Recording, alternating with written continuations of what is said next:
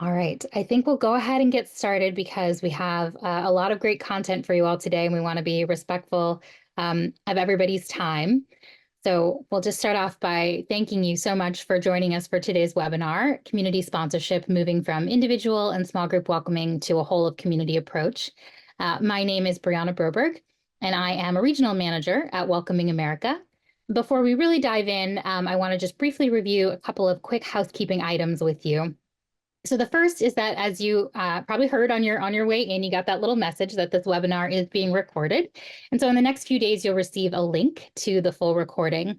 In an effort to just provide the most secure and welcoming environment that we can, we will remove AI bots as we see them come in. We just want everybody to feel comfortable. If you need any technical help related to the Zoom platform, we'd invite you to use the chat box to put any messages there. And then we have the Q&A feature there as well, where we would encourage you to put any questions that you have related to the content, the presentations that you hear today. We'll have some time for Q&A towards the end of today's session, so we'll respond to those questions at that time. So as I mentioned, I work with Welcoming America. For those of you who may not be familiar with the organization, we are a national nonprofit organization that leads a movement of inclusive communities working to ensure that everyone belongs and are valued contributors to the success of those communities. Our member network is made up of over 300 local nonprofit and local government organizations from across the country who benefit from our expert coaching, strategy planning, and access to member-only events and resources, as well as to diverse and practical communities of practice. And if you'd like to learn more, we'd invite you to visit our website, which is welcomingamerica.org. And I'll put a link to that in the chat in just a moment. With that, I will just jump in and give you a little preview of what you can expect from today's webinar, and then we'll really get going. First, you're going to hear from the organization that's co-hosting this webinar, Refugee Welcome Collective, and they'll share some information about their organization, as well as about community sponsorship. Then I'll share just a little bit more about the connection between Refugee Welcome Collective's mission, community sponsorship, and the work that Welcoming America does before turning things over to what I would consider the main event of today. You'll hear from the folks at Hearts and Homes for Refugees, which is a nonprofit organization that's based in New York State. They have expertise in both community sponsorship as well as broader welcoming efforts to create and maintain local communities that are bolstered by a resilient welcoming infrastructure. And then we're going to share about an exciting new resource we created along with our partners at Refugee Welcome Collective, through funding from the U.S. Department of State, an exciting self-paced online training that is intended to help create a resilient welcoming infrastructure throughout your local community. And you'll all be given access to that at the end of this training. And then, as I mentioned, we'll have time for audience Q&A. So with that said, please allow me to introduce someone that I've been fortunate enough to work with throughout the development of this training from Refugee Welcome Collective, David Sulewski. David is Refugee Welcome Collective's Associate Director for Training and Engagement. He's worked with forcibly displaced persons in the U.S. and abroad and is committed to strengthening the role of agencies and communities in welcoming newcomers. As an employment specialist with the International Rescue Committee Boston and later with Jewish Vocational Service Boston, David assisted newcomers with job placement and skills training. David then co-managed a welcome center for forced migrants in Quito, Ecuador, as part of the Mennonite Central Committee, working with UNHCR on durable solutions and partnering with grassroots peace-building collectives to foster positive host-migrant relations.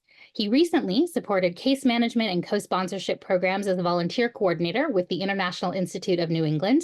And David has also consulted on projects for Church World Service, UNHCR, and the Shapiro Foundation.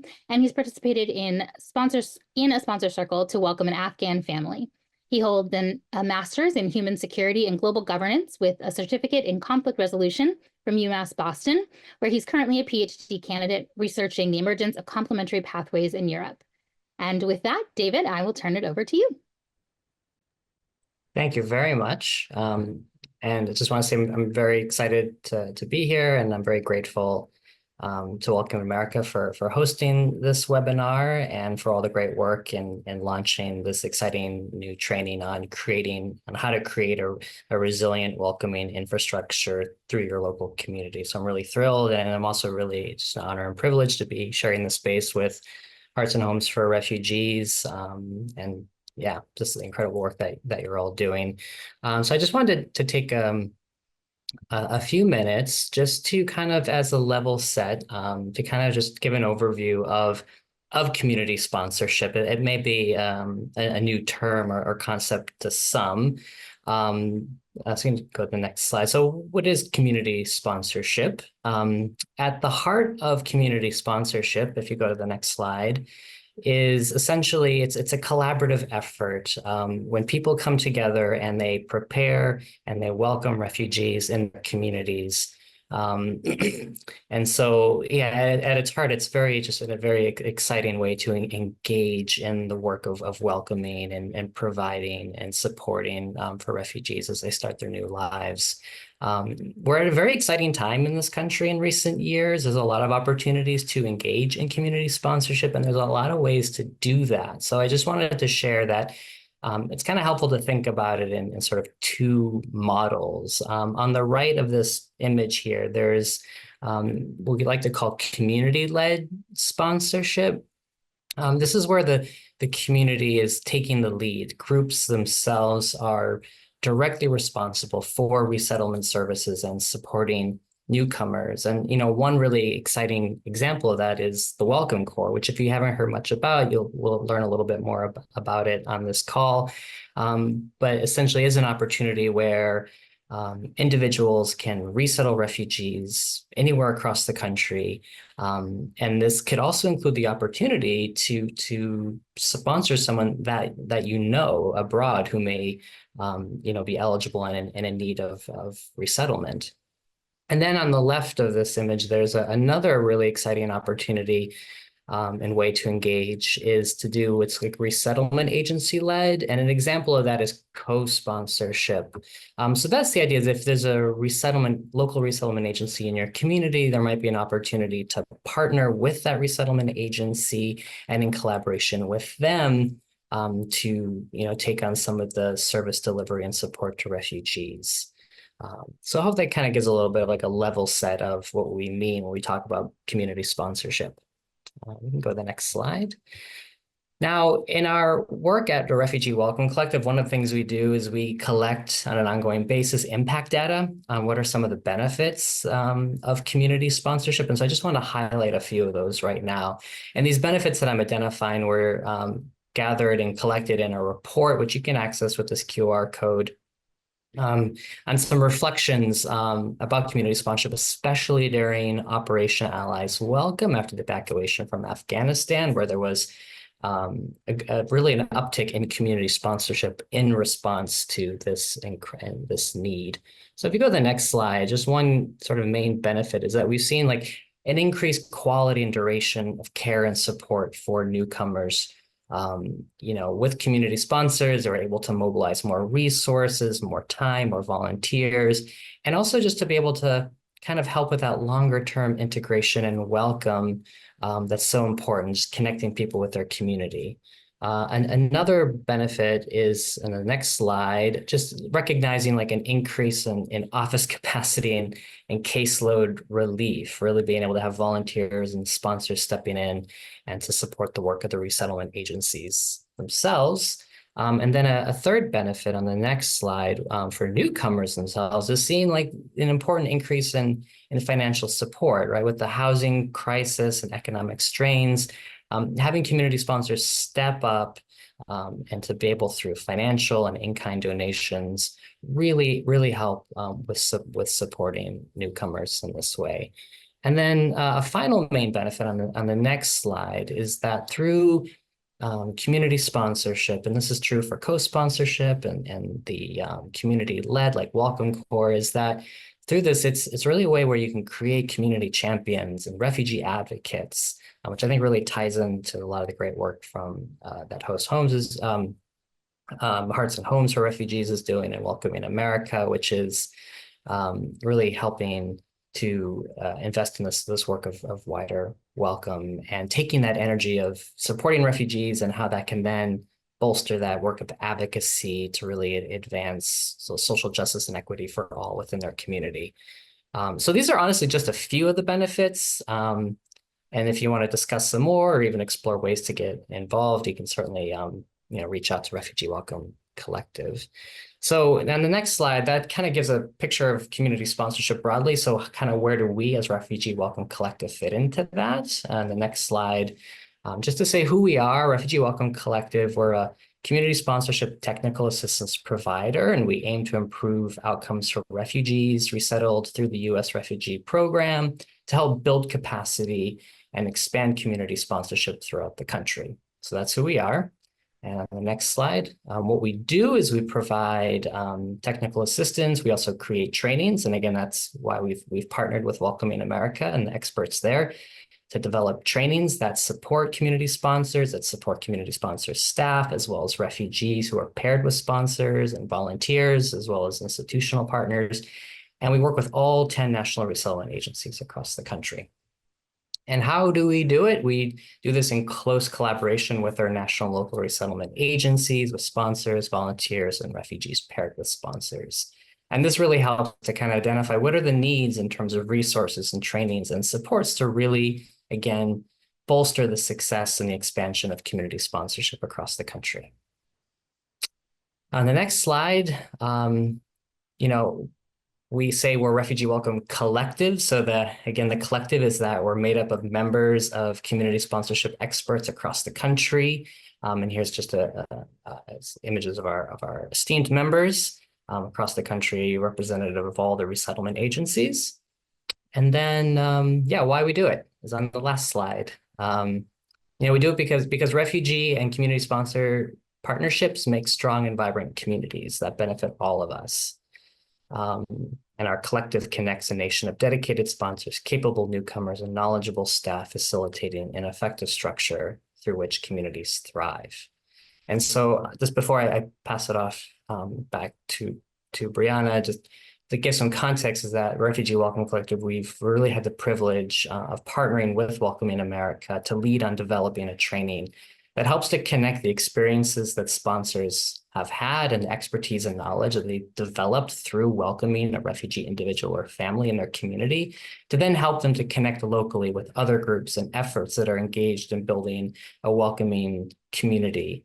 Because we believe that, by welcoming, we can then contribute to a more profound sense of belonging. So thank you very much, and I'm happy to pass it on. Thank you, David. We have really just been so appreciative of the partnership with Refugee Welcome Collective here at Welcoming America, and are so excited to share this training that we've partnered on together with folks just a little bit later in today's webinar. Before we get to that, I'm going to share just a little bit more information about Welcoming America, who we are and what we do as well. As I said at the beginning of today's presentation, Welcoming America is a national nonprofit organization. We lead a movement of inclusive communities becoming more prosperous by ensuring that everyone belongs and can thrive. And we believe that all people, including immigrants, are valued contributors and vital to our communities and our shared future. Welcoming America is a member-based organization, and we're comprised of members which are local governments at the city and county level, as well as local nonprofit organizations. And our members include schools, libraries, chambers of commerce, community foundations, community-based organizations, and other local nonprofits that are, some of them are specifically immigrant serving, others have broader constituencies. And the reason that we have such a big tent, so to speak, is because at Welcoming America, we believe that a whole of community approach is necessary in order to be truly welcoming for all residents. And for a community and those who live in it to meet their highest civic, social, and economic potential, they really need to work collectively to intentionally connect and include people of all backgrounds. So our theory of change at Welcoming America, which Anthony, we can go to the next slide, please. We really engage in our work based on a three-pronged theory of change. We work to inspire, engage, and embed. So when we talk about engaging, we're talking about working with our members to provide resources and education to help upskill leaders in community connection and welcoming, both in their local communities and across the network. When we talk about inspiring, we're talking about sharing lessons learned and promising practices from our network members, like Hearts and Homes for Refugees, who we'll hear from in just a moment, and as well from our national partners, like Refugee Welcome Collective, and our international partners as well. And when we talk about embedding, we're talking about using our framework for welcoming. At Welcoming America, we call that the Welcoming Standard.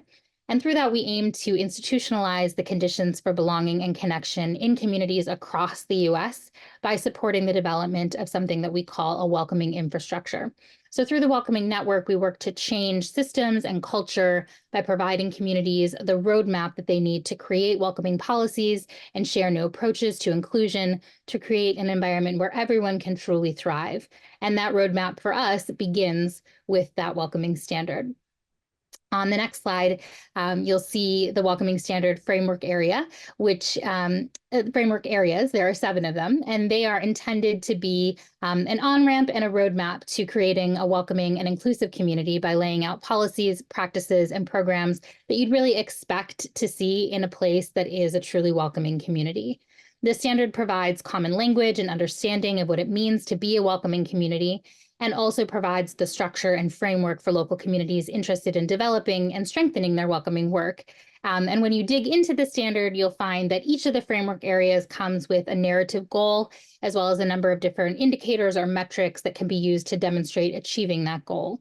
The 7 different framework areas that you see listed there demonstrate that being welcoming is not and cannot be the responsibility of a sole entity or institution or individual. It really does require a collective and holistic effort, and that's what we call that whole of community approach. And beyond that, more than just a momentary humanitarian response, true welcoming is really long-term work, creating successful multiracial societies in which each resident, including immigrants, belongs. And so the Welcoming Standard Framework can be utilized in your local community to institutionalize those conditions for belonging and connection. And that's what would allow your community to develop and strengthen that welcoming infrastructure. You can learn more about the Welcoming Standard on our website. We'll share a direct link to that in our chat as well. And we'll talk more about the connection between community sponsorship and the Welcoming Standard and creating and maintaining that resilient welcoming infrastructure when we talk a little bit more about the online training later in this webinar. But for now, I'm going to turn it over to some folks who can give us some real world examples of what engaging with community sponsorship and broader welcoming work looks like in reality. That's our Welcoming America Network member organization, Hearts and Homes for Refugees. And we have 2 guest speakers joining us today, Kathy O'Callaghan and Amy Robertson. So Kathy is the founder and president of Hearts and Homes for Refugees. And since 2016, she has passionately believed in and has since witnessed the transformative power of grassroots communities, volunteers, networking, and sharing community resources with those who arrive as refugees. Kathy started Hearts and Homes for Refugees by bringing the global refugee crisis to her kitchen table, surrounded by friends, neighbors, and residents from neighboring communities. And since then, thousands of volunteers, supporters, faith community members, civic groups, students, local partners in the lower Hudson Valley of New York have poured their hearts into resettling, assisting, and advocating for refugees through programs created by Hearts and Homes for Refugees. Kathy is most proud that this model of welcoming is the blueprint for the State Department's one-year-old Welcome Corps program. This national public-private initiative invites private citizens to resettle refugees privately through the U.S. Refugee Admissions Program. And Hearts and Homes for Refugees has been approved for a role in Welcome Corps and will guide others in the national program while continuing to expand volunteer-driven resettlement in Westchester County and the lower Hudson Valley. As the founder and leader of this volunteer-driven grassroots effort that has taken root in the communities in and around Westchester County, Kathy's favorite 4 words to hear are, "How can I help?" And Amy Robertson is a program director at Hearts and Homes for Refugees. Amy joined the organization in 2018, shortly after having spent 13 years overseas, living in both refugee-producing and refugee-hosting countries. Having started her career in New York at the International Rescue Committee as a director of fundraising, she was eager to reconnect with refugee support work when she returned to New York and was excited to find Hearts and Homes for Refugees in her own backyard in Westchester County. In the interim, her professional experience encompassed drafting and editing reports for various UN agencies, travel writing, and even running a home-based cupcake catering company. She is a trained volunteer for work with vulnerable populations, and when she isn't working, you can often find her volunteering or simply hanging out with refugee friends. Amy holds a master's degree in development studies from the London School of Economics and is fluent in Spanish and Italian. We are so grateful to have both of you here speaking with us today. And with that, Amy and Kathy, I will turn things over to you. Hey, everyone. No matter how I try to unmute myself. Anyway, it's great to be here. Brianna, David, Anthony, so nice to join you in this work. I feel like we're really just getting into the place that Amy and I are most comfortable in this world right now, and that is welcoming refugees. As I don't think Brianna mentioned it, but I'm actually coming to you from Ireland, where I've been for the last couple of weeks. And I'm only telling you that because I learned something very interesting. I learned that two different homes of the O'Callaghan family have recently been turned over to the Irish government for refugee housing. So I was so excited to find this. And I guess now that welcoming runs in the blood. Because in 2016, out of nowhere, from a wholly different place, I founded Hearts and Homes for Refugees. As Brianna mentioned, a grassroots nonprofit organization. We're based in Westchester County, and joining me is Amy Robertson. Next slide. So we always talk about and try to get people in the frame of mind, hey, think about a time when you didn't belong. Maybe it was by choice, you moved somewhere new, you joined a church or a synagogue, back when you started college or a new job. Maybe you had to figure things out on your own, or if you were lucky, you met a friend, a friendly face, or a colleague, someone that made the transition a little easier. We want to share today how Hearts and Homes has made the transition easier for over 1,000 of our new neighbors. Amy? Okay. So have you heard the words of the poet Warsan Shire? She says, "No one leaves home unless home is in the mouth of a shark." Imagine it's you living in the shark's mouth, and to survive, you pack a few possessions and leave friends and relatives behind.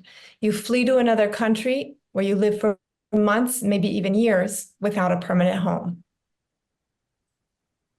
Next. If you're one of the lucky few to be selected for resettlement in the US, you arrive to your new home, where you may not speak the language or understand the culture, and you may not even be welcomed. You find a job, but earn barely enough to cover your basic needs of rent and food, while adapting to new employment, learning English, and navigating school for your children. This is how you begin your new life. Next slide. And what if, when you arrive to your new home, instead of being all alone, there's a community to welcome you? Next slide. Hearts and Homes was created around my kitchen table in 2015. And when asked, and I'm often asked, why did I start Hearts and Homes? It was simple. Like all of us, I was witnessing the global refugee crisis, and people all around me were desperate to do something. I believed that by harnessing the power of this grassroots community goodwill and mobilizing volunteers, we could shift the paradigm of refugee welcoming in this country, starting at the grassroots level. And as you've heard from David, community sponsorship is a sort of a new idea. It did not exist except in one place and through one organization called IRIS. We borrowed and adopted that model, and that today has been embraced by the US government through Welcome Corps, which we're going to talk about a little later. But convincing resettlement agencies in 2016 to incorporate this new model and well-meaning volunteers in sharing resettlement activities wasn't easy. We had to knock on a lot of doors. But over time, local affiliates of Catholic Charities, HIAS, and eventually other resettlement agencies recognized that grassroots communities could provide invaluable support to case managers. So our mission has always been to offer a local solution to the global refugee crisis. And we do that by inspiring, educating, and equipping volunteers and community partners to resettle and empower refugees to build their lives with hope and dignity. So for 8 years, next slide, we have been bringing together people all over Westchester County and the lower Hudson Valley who've been moved to open their hearts to those forced to leave their homes. And our work relies on community partners, faith groups, and civic and student groups. and U.S. resettlement agencies. We work alongside our new neighbors to integrate them into safe and inclusive communities. We empower refugee neighbors to rebuild their lives with hope and dignity, but we're focused on holistic resettlement because it deepens roots and improves the long-term outcomes for refugees. What we do changes not only the lives of refugees, but also the lives of those who offer their time and resources to settle new neighbors. So in Amy? 1 minute, this is what we've been up to for the last 8 years. Play the video. Oops.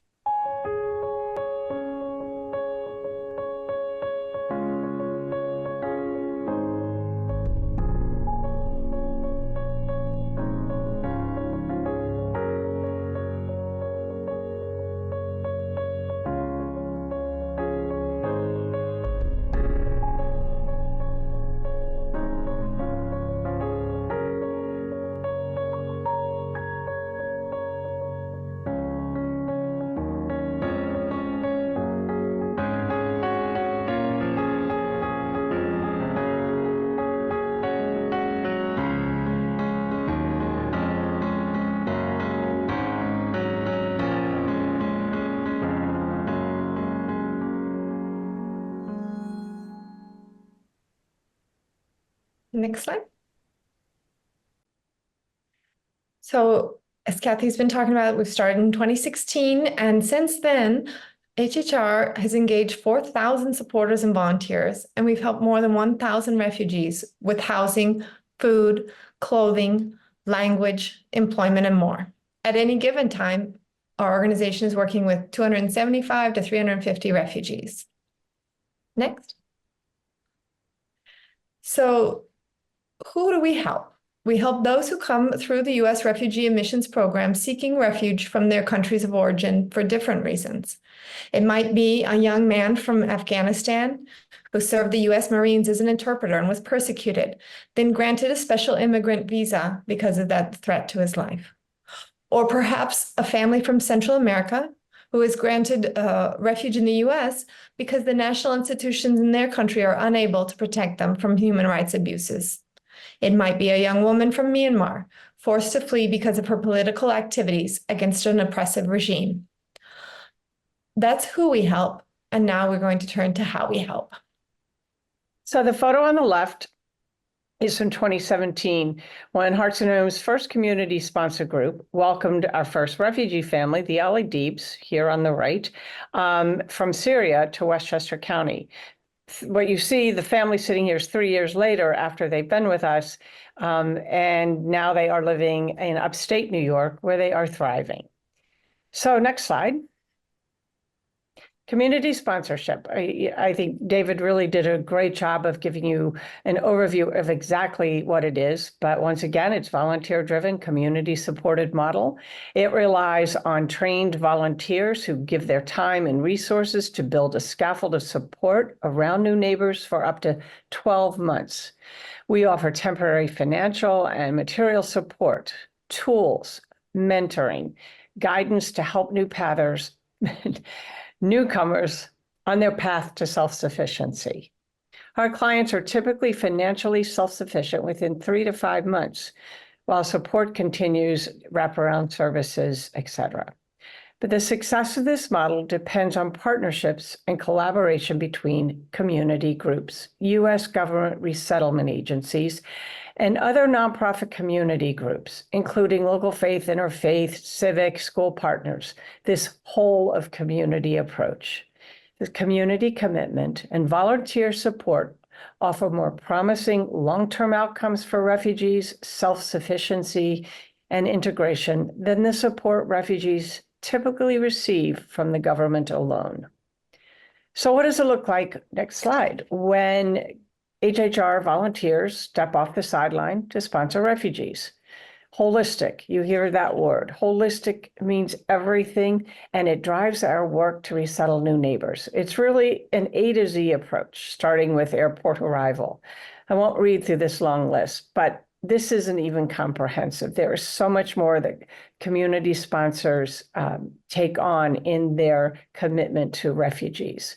So for us, community sponsorship is one of quality over quantity, working intensely with individual and families and according to their needs to live full, financially self-sufficient, independent, and healthy lives. Next. So to provide this holistic support, we develop partnerships to leverage community assets. And the most important asset that any community has is its people. We welcome individual volunteers and also recruit groups of volunteers to help out. Houses of worship are our #1 partner, as all major faiths share the value of welcoming the stranger. A group might take a case on their own, or we match them sometimes to another group, not only to share in the work and the costs, but often to develop interfaith relationships. When 3 churches, 2 synagogues, and 1 mosque joined forces to form a community sponsorship group that served an Afghan family of 8, they created connections not only with the new arrivals, but with one another, which were highlighted in an interfaith service at the 1-year anniversary of the Afghan family's arrival. Next. Other important partners have included junior league associations, Rotary groups, and now over 20 high schools and colleges in our area, which have created Students for Refugees clubs. In addition to volunteering, these groups help raise funds and fulfill Amazon wish lists when we need to furnish a new home. By tapping into these community groups, we expand our network, going beyond the handful of really active volunteers that a community group will usually provide, as they will share our requests and newsletters out with their own network, thereby extending ours. Next. Partnerships we form with other local nonprofits are crucial to meeting the needs of our new neighbors through community sponsorship. And in our area, there are, and I'm sure there are in many areas, food, diaper, clothing, and even furniture banks. And by establishing a relationship with these community groups, we are able to refer clients to them. We have relationships with church thrift shops, local summer camps who offer their goods and services for free or at a discount. We also seek to develop relationships with local employers. An important one for us has been the nearby hospitals, which have jobs that can accommodate a wide range of skill sets: food services, billing, call centers, lab technician, patient care technicians. And we've developed refugee-friendly hiring processes through these connections. This whole of community approach, next slide, means connecting sponsors with one another so that they don't work in silos, but they coalesce into a refugee supportive network. We've hosted regular convenings of sponsorship groups in our area so that we can make connections and share resources, knowledge, best practices, and experience. 1 year ago, we launched the Hearts and Homes Network for Refugees, made up of 8 and soon to be 9 local sponsorship groups. These convenings might feature a guest speaker, provide small group time to discuss common issues, have a large group brainstorm around bigger challenges, or all of the above. We've also been able to provide funding through community grants to some of the members who have additional needs to support their refugees. But most of all, this group provides an opportunity for all of us in the welcoming space to connect with one another so that when future questions or challenges arise, we've made the connections to be able to turn to one another for support. So, as David mentioned, the global refugees crisis is growing, but also in recent years, so is the solution and responses. But look at what we have here about showing this global refugee crisis. Resettlement agency budgets were slashed. There is now a significant gap between actual admissions and the admissions ceiling. And the US government created a new program to engage private citizens in closing that gap and bringing more refugees to safety. One more way to help as an next slide, Amy. The model that HHR has been using for the past 8 years has demonstrated success, and that's option A. Traditionally, volunteer groups that are volunteering with individuals and family that Hearts and Homes for Refugee directly is supporting. Now there's option B, a new program called the Welcome Corps, which is a U.S. government program that follows this community sponsorship model of engagement. Welcome Corps empowers groups of 5 or more everyday Americans or legal permanent residents to sponsor refugees through the U.S. Refugee Admissions Program. And the concept is the same. It's community sponsoring new arrivals, helping them to move from survive to thrive. The commitment is shorter, just 90 days. But we know from experience that with so many of our new neighbors, the relationships well outlast the resettlement period. What Welcome Corps also offers is a way to bring in more new neighbors, ones that already hold refugee status and are in the pipeline for resettlement. But as we saw in the last slide, that pipeline is narrow. This program widens the pipeline by engaging private citizens to support the process. Welcome Corps offers a special opportunity to bring an additional individual or family to safety. And as a specially designated oversight group, Hearts and Homes for Refugees is here to offer more information to anyone interested and to provide guidance and monitoring throughout the resettlement process, as we do for all of our volunteer teams.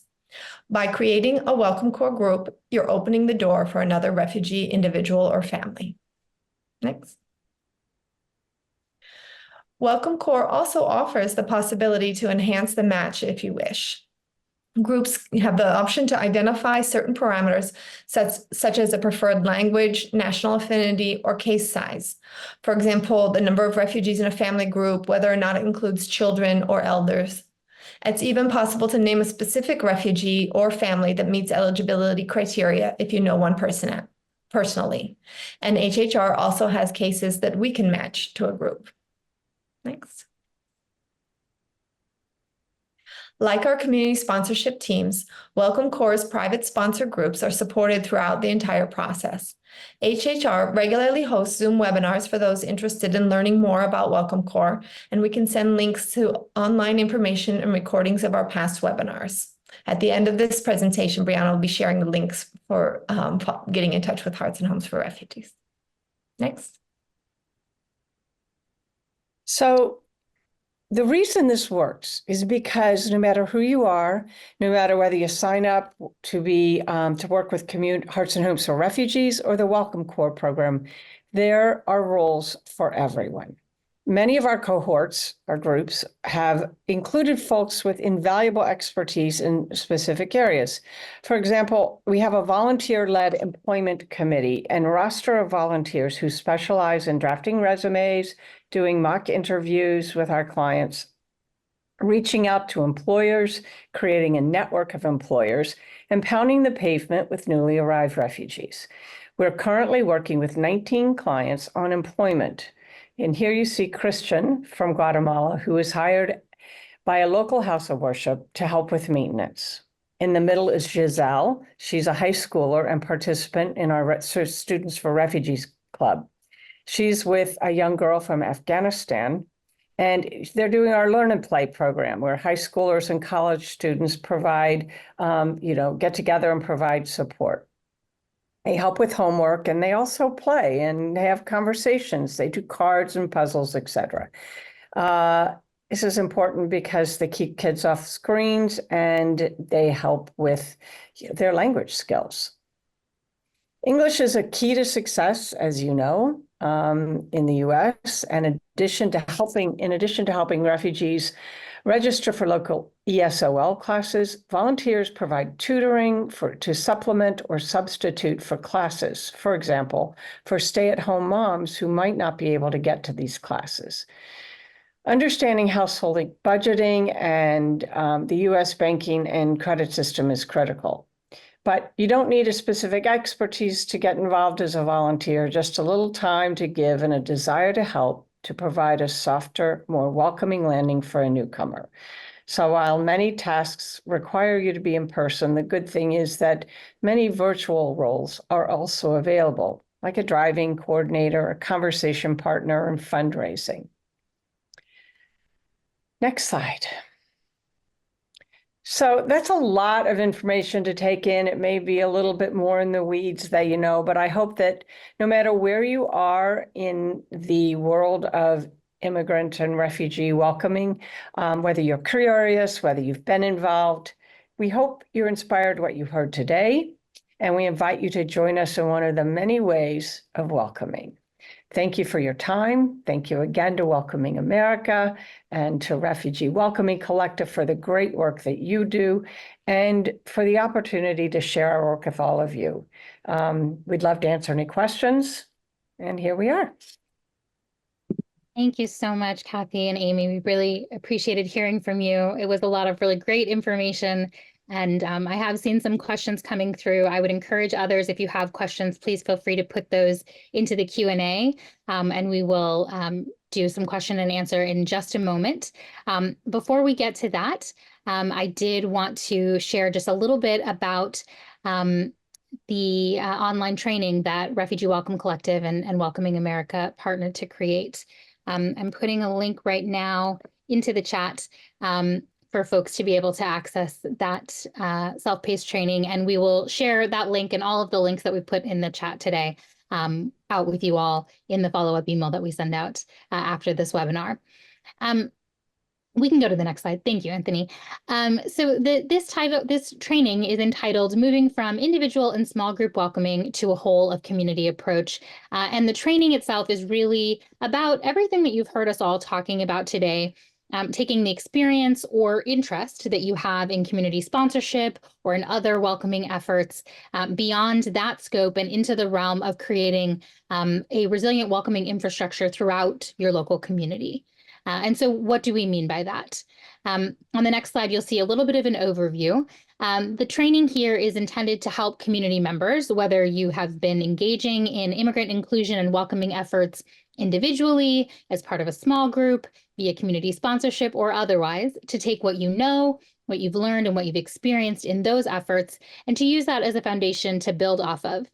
And this training will help you to be bolstered by the framework of the Welcoming Standard, so that participants in this training learn how to utilize a whole of community approach in order to deepen and expand welcoming work, and to help it to be something that can be maintained throughout any unexpected changes or challenges that may come.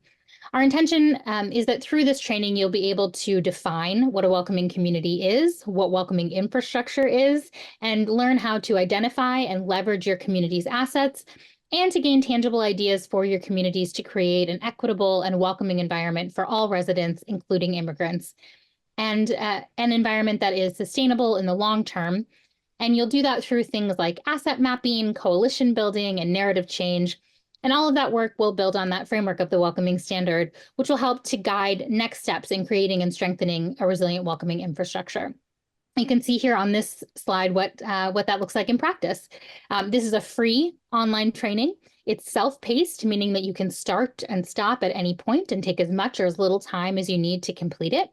There are about 8 modules or lessons that cover different topics, including things from the very beginning, like those definitions that we talked about, just sort of getting a general understanding of what we mean by these terms and how you can talk about them to other folks that you're wanting to engage in this work. And then into things like asset mapping, to coalition building, narrative change work, and more. And the goal of the training is really to help you take the skills and the knowledge that you've gained from supporting the welcoming of immigrants in your community as an individual or member of a sponsorship group, to then connect and collaborate with a local multi-sector coalition and advance a whole of welcoming approach a whole of community approach to welcoming in your community. And the results of those efforts we intend will lead to a greater, more resilient welcoming infrastructure in your community. And it can also create additional opportunities for individuals and sponsor groups to participate in local welcoming work. Because as we've heard from Hearts and Homes for Refugees, it's really all tied together. So we've shared the link for that training in the chat. As I said, we'll share it out in the follow-up email from this webinar. We're really excited for you all to check it out. We'll be excited to hear what you think.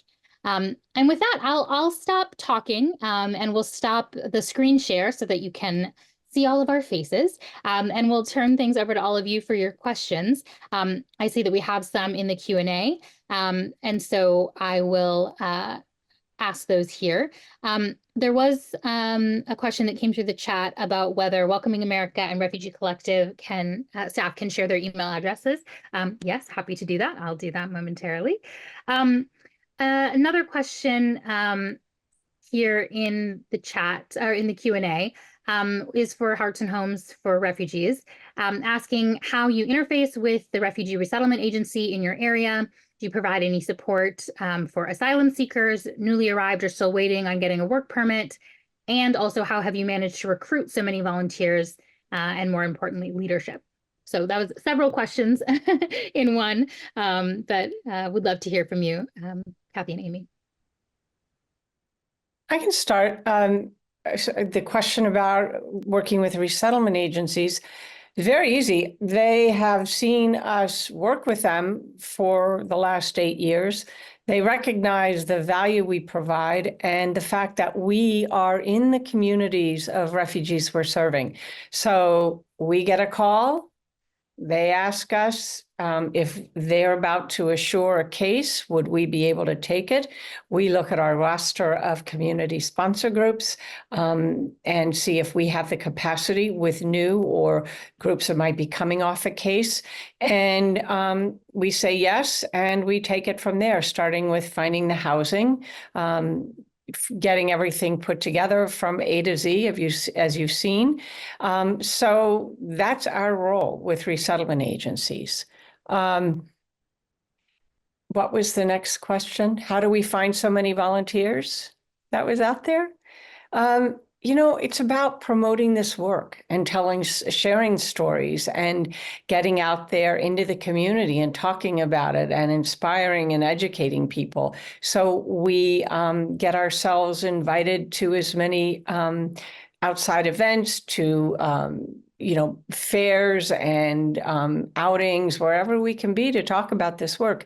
And one thing we found is that our ambassadors, our refugee ambassadors, are really important spokespeople for this work. So we tap into them who tell their stories, and people are inspired to get involved. They see the success and they want to be part of something bigger than themselves. That is what drives people to welcoming refugees. Thank you so much, Kathy. David, a question for Refugee Welcome Collective. Just wondering kind of what the technical assistance looks like that Refugee Welcome Collective supplies. What are the kinds of things and to whom?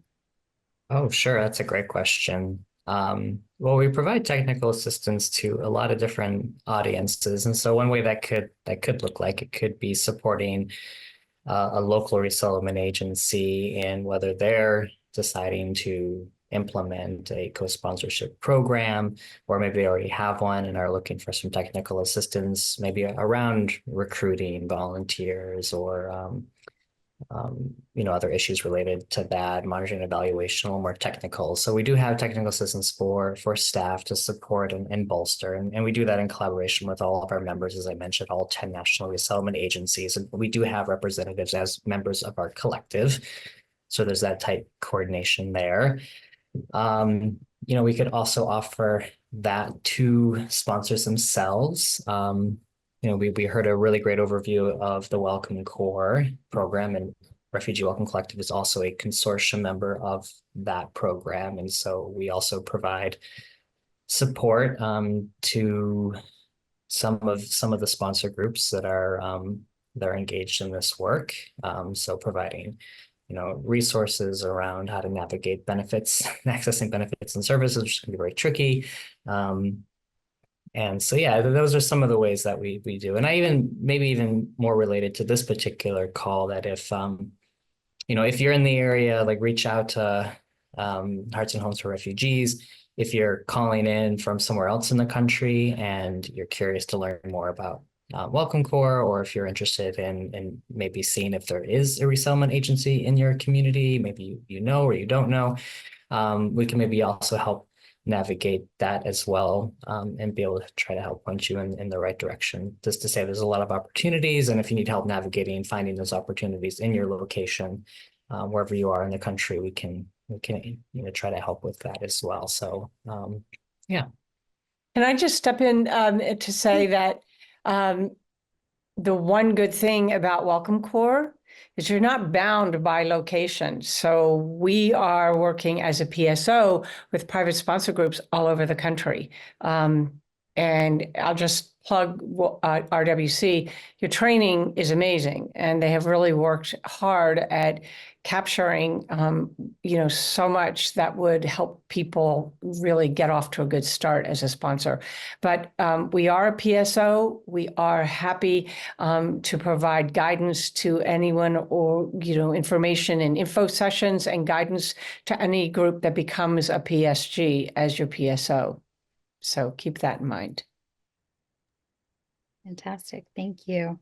And a question for both Refugee Welcome Collective and Hearts and Homes for Refugees around, as folks are getting started with community sponsorship, are there things that are sort of typically challenges, things that either folks are surprised to find, or roadblocks that they typically run into? Are there things that you've seen with the folks that you've worked with, either as your volunteers or folks that you've helped as a PSO and in providing technical assistance?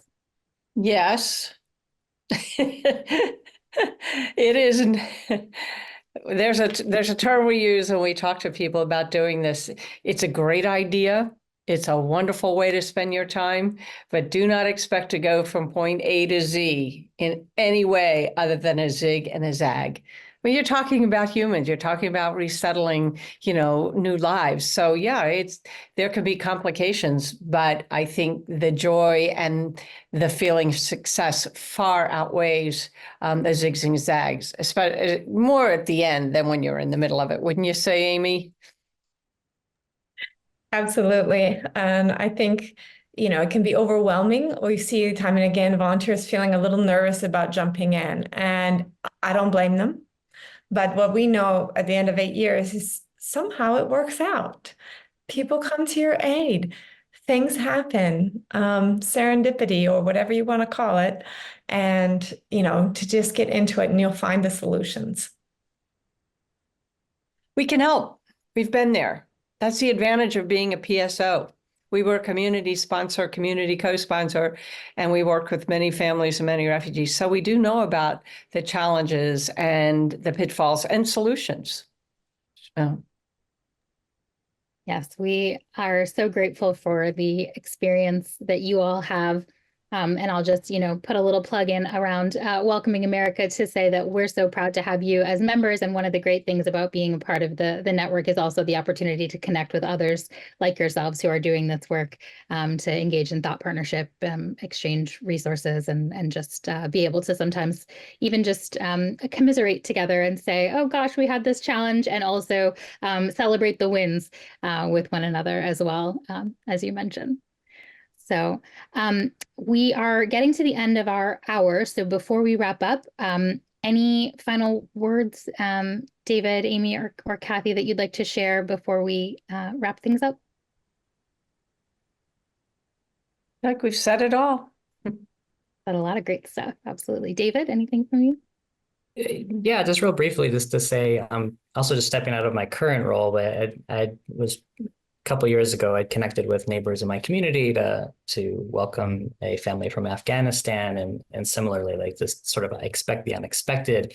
And it has been amazing over the years to see that, the networks of support are tightening, that the resources out there to support anyone who's stepping into this kind of engagement is there. So the sense of, you're not alone. At Refugee Welcome Collective, we're piloting a online support forum, bringing sponsors together so that they can, share their experiences and their knowledge. And so the sense of like we're not alone, and also like building a community of those who are engaging in this, but also knowing on the other side of the equation that the refugee newcomers themselves are incredibly resilient and taking this sort of strengths-based approach to know that things are going to work out because they are equal partners in this process, driving their goal setting and their participation in this new community. And so I think that also gives a lot of faith that things are going to work out because you're not doing it alone. And also, those you are welcoming are just incredibly inspiring and are full participants in this process. It's, you're doing this with them, not for them. And so that was a big lesson for me in doing this work. And so yeah, and another thing I'll just plug is try out the training. It's free, it's online. I think it's a really great sort of entry point, because I think what stuck out, one thing that Kathy said when you were helping newcomers find jobs, is that by doing that, you are also helping those employers create more like newcomer friendly hiring processes. And so that right there, I think it's a real small example, but an important one in that work is changing policy that can impact, think about the next person who comes in the door and applies for that job. And maybe before, that hiring process might have been a little less friendly and open. And so it really does advance diversity and equity and inclusion more broadly. And so I think drawing that connection, I think, is a real important one. So we hope you like the training and can continue to engage. And I hope there's ways that we can continue to support individuals and groups to engage in building a welcoming infrastructure. And again, thank you both. It's great working with both of you. Yes, as we go back to sharing our slides for just a second here, I'll just share again some of the links that we shared earlier. So in case folks want to get connected with Refugee Welcome Collective, with Hearts and Homes for Refugees, or with Welcoming America, there's some links there. There's also on screen right now, you'll see a survey that Refugee Welcome Collective has shared. They'd love to get some feedback from folks. I'll put a link to that in the chat as well, and we'll follow up with that in the follow-up email also. And with that, I just want to say, again, as a reminder, that the webinar was recorded, so that will be shared with you in the next few days, along with those additional materials. We'd invite you to follow Welcoming America on our social media channels. And on behalf of Welcoming America, Refugee Welcome Collective, and our amazing guest speakers from Hearts and Homes for Refugees, I'd just like to thank each of you for sharing your time today. And we know how busy you are, and so we appreciate you making that time. And we hope that you'll enjoy this online training. And just thank you again for the wonderful work that you're all doing to help build welcoming communities for everyone. Have a great rest of your day. Thank you, Brianna. Bye, everyone.